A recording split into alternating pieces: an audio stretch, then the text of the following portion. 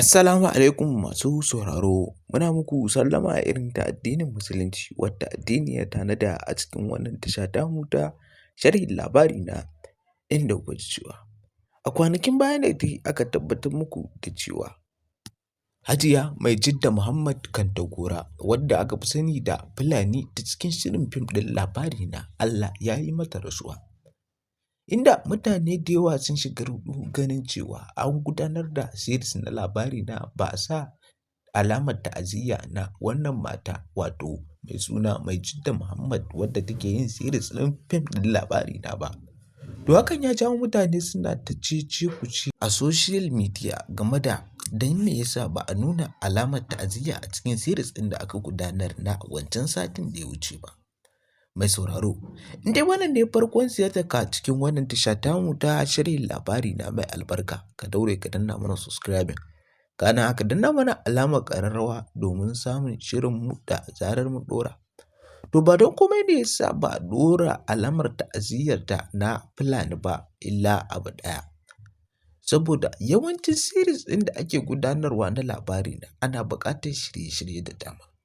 Wanda da yawa ana sa tallace-tallace na wanda suka kawo talla a wannan series na labari na. To kuma an riga an yi setting ɗin bidiyon da komai da komai an sa sai a schedule an ɗora shi a wannan manhaja ta YouTube wanda in dai ya riga ya sauka ƙarfe 9 masu kallo za su samu su kalla a cikin wannan YouTube channel ɗin. To bayan an sake shi ne kuma daga baya bayan kwana biyu aka sanar da cewa Fulani ta series ɗin labari na ta rasu. Hakan ne ya sa ba a ɗora alamar ta'aziyya a shirin da ya gabata na wancan satin ba. To mutane da yawa sun yi complain hakan ne ya ja producers na cikin wannan shiri na labari na wato Aminu Saira. Ya fito ya jawabi akan wannan dalilin da ya sa ba a ɗora ba. Kuma a wanda aka gudanar a satin da ya wuce an ɗora ta'aziyyarta wato na Fulani. Ita ma kuma Fulani. To mutane da yawa abin da ba sa ganewa game da fim da ake gudanarwa a cikin Kano.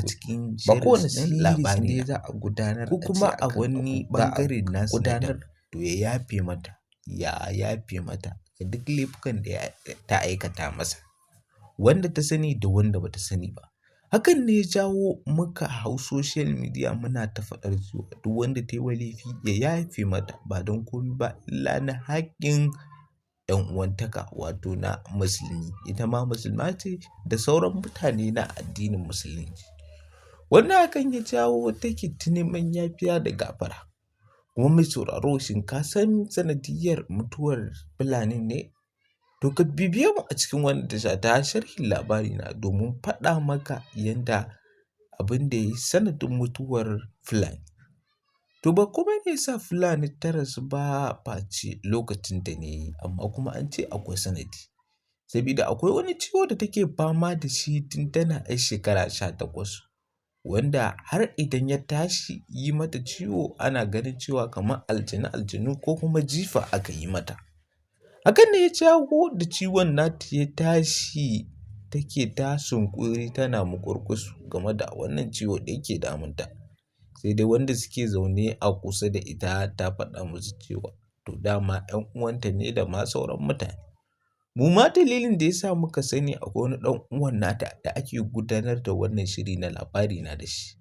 Shi ne sau da yawa idan ciwon ya tashi suna magana baya ganin ta a online ko kuma baya samun amsa wayarta sabida yana kiranta ba ta samu ta ɗaga. Sai bayan kwana biyu ta samu sauƙi ta kira shi ta ce ta ga kiran shi ba ta da lafiya. Har take ba shi ciwo. Akwai wani ciwo da yake damunta wanda in dai ya tashi ana ganin kamar daji ne wato ulcer. Ita dai ulcer ce ta yi silar mutuwarta a bayanin da muka samu a asibiti. Amma kuma lokacinta ne duk musulmi akwai sababi amma kuma in dai lokacinsa ya yi sai ya tafi.